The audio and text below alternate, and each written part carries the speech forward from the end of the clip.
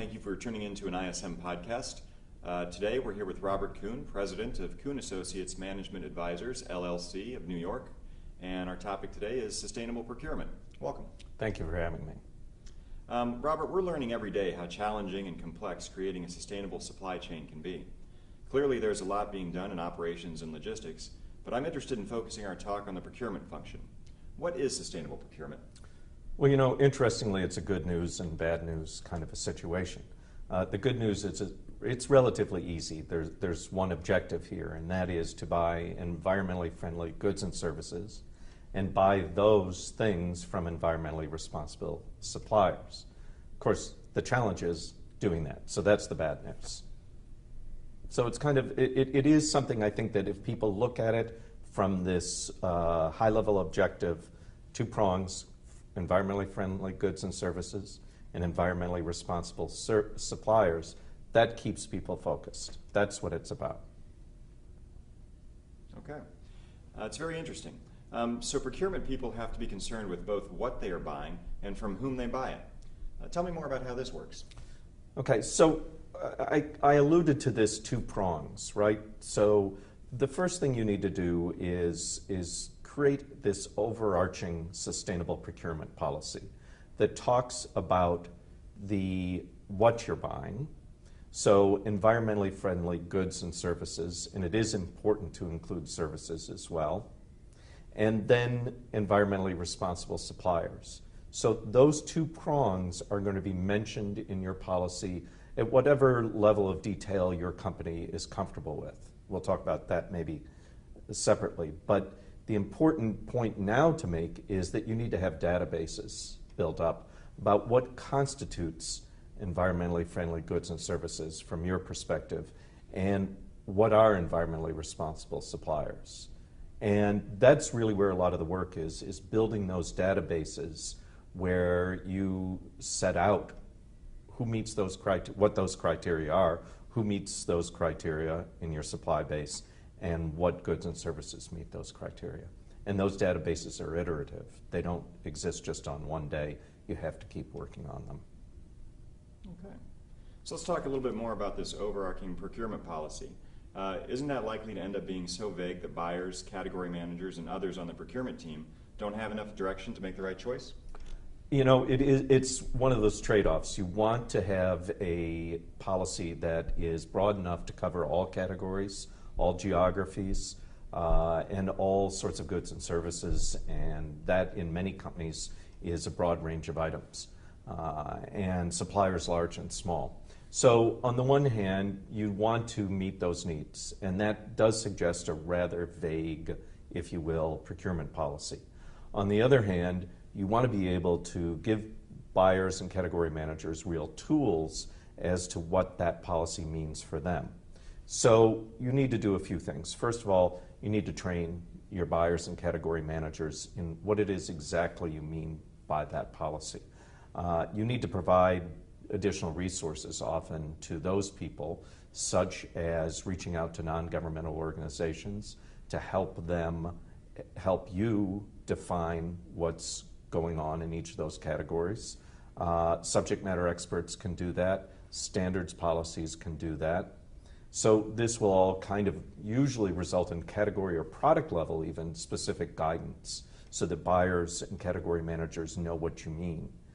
You know, it's not unlike how things have been done in other procurement policies, particularly the part about what you want from your suppliers. If we think of supplier diversity, we have set out broad level policies for supplier diversity, and then we've talked more specifically to our category managers and our buyers about what that means in their specific functionality area. So you might want to draw parallels to that type of an initiative. Okay, starting to get a little clearer. It's obvious there's a lot of work developing information on the environmental attributes of what you buy. How do you suggest people go about getting information on their suppliers' environmental attributes? Well, the typical way people start actually is to survey their suppliers. And that is a common way, and it might be a good way to start. I think you want to be cautious about how aggressive you are with your survey. Don't forget suppliers are being hit by every customer of theirs with these types of surveys. But that can give you some information about what's going on with your supplier, what sorts of activities they're taking. Don't forget, however, it's self-reporting. So I think you want to back that up with reviewing some of the publicly available information that your suppliers may have put out there. You know, everybody today basically has a sustainability report. Small suppliers might not, but you should be scanning databases to look for that. You should be looking at 10Ks for publicly available companies. They will often say what's going on in environmental activity in there. And websites and NGOs have information.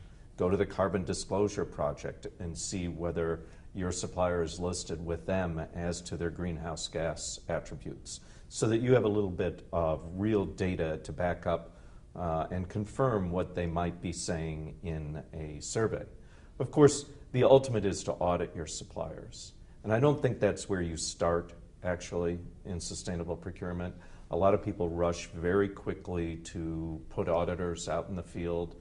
This is a very fast-moving area, and auditors are trying to scramble to get in this space and be able to go out there and knock on doors. I think that there are obviously better auditors than others, and at the end of the day, I think you spend a lot of money, at least initially, getting back data that you may not be able to handle or know what to do with yet. I wouldn't start there. I think it is something you want to add to your quiver of arrows of how you're going to do this, your toolbox, later on. Okay. Well, this all sounds good, but there seems to be a catch-22 here. Say you've set up your policy, established thresholds, and obtained database information only to find out that one of your important suppliers doesn't meet your standards. What then? So I think you have a couple choices. First of all, it depends on your culture. And what have you done with suppliers who don't meet other standards of yours? Price, quality, delivery, or diversity, or other aspects of your value system that they don't meet. What do you do there? But I would caution that that should only be a guidepost, because sustainability is new to a lot of suppliers, and I don't think you want to directly apply those principles. So you want to think, first of all, what do we do in other areas? How do we handle our suppliers who don't make the grade? But I think there are a couple of other options. And first and foremost, you should always have your eye out to other options, kind of a plan B. What are other people in that category, other people who manufacture those goods? Are there other ones who have better environmental attributes than those in your supply base? So you might want to constantly have your eye out for them. It's never easy to switch suppliers, so your first work should be to work, I think, with an existing supplier, but you might want to look outside of that existing supply base. When it comes to existing suppliers, I really want to stress that I think you need to have a policy of putting both carrots and sticks in place. So the typical stick is to give demerits on a scorecard or take you off of a preferred vendor list.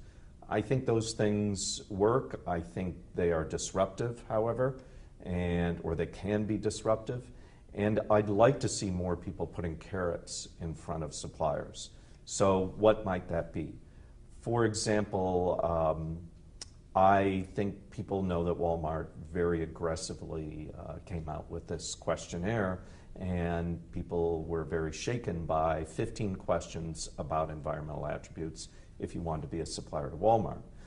What people should know is Walmart, you could look at that as a stick, and I think most people have treated it that way, but at the same time, particularly around packaging, Walmart has a big carrot, and that is they offer one of the largest packaging forums in the country.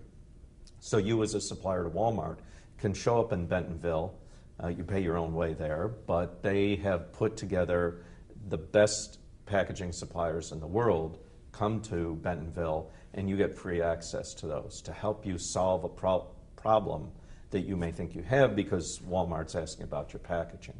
So they put a carrot there. You probably wouldn't have access to a lot of those packaging suppliers. So think about that. Think about non-compensatory incentive that you can give your suppliers to help them move forward. Are there preferential statuses you can give? Are there awards you can give to kind of help pull non-conforming suppliers along. Obviously, the ultimate thing is to take business away from people. I don't favor that unless somebody's really a big polluter. Okay. So does this same Plan B process apply to how you deal with goods, services that don't meet your sustainability needs? Well, in a sense, I mean, you should always be scoping out and have your R&D people scoping out alternative goods and services for what your customer base needs.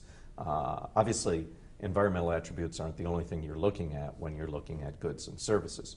But if you're buying materials that don't make the grade on your environmental attributes and whatever value system you put in place there or criteria you have, I think it behooves you to look out and think of, could we biosubstitute? You know, we've found this chemical that we've used for years. It's worked effectively, but it scores very low on environmental attributes. Could we get help from that supplier who supplies it to us to ask if they have something that's more environmentally friendly, what we call a biosubstitute, for example? Could we go to an academic research center or an NGO and have them help us scope out what exists that could be a substitute for that? So I think it is similarly, it's keeping your eyes and ears to the ground of what else is out there, and clearly, first and foremost, working with existing suppliers to tell them, hey, we have a little bit of a problem with this thing. We're looking for other options. Do you have anything in your product list that can help us get there? Or if you don't, can you help us develop something? Because you'll win additional business from us. So I think that's how you handle goods and services that don't make the grade. It's a real challenge, clearly. This is all great information. Do you have any final thoughts for our audience? So, you know, this is clearly just the tip of the iceberg. And I think a lot of people, I have clients who are very comfortable with this.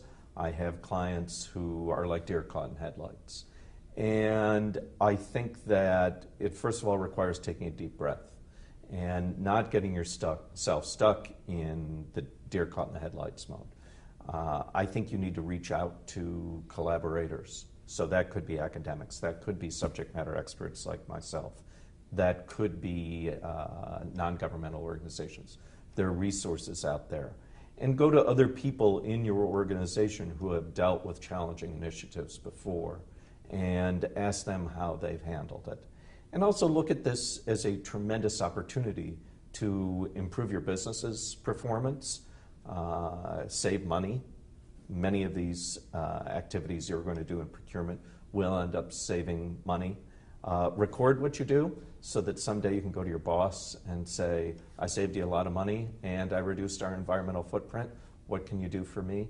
And also have a little bit of fun with this. There are great things happening here. Wonderful, wonderful. Well, thank you so much for your time today. You're welcome. I appreciate it.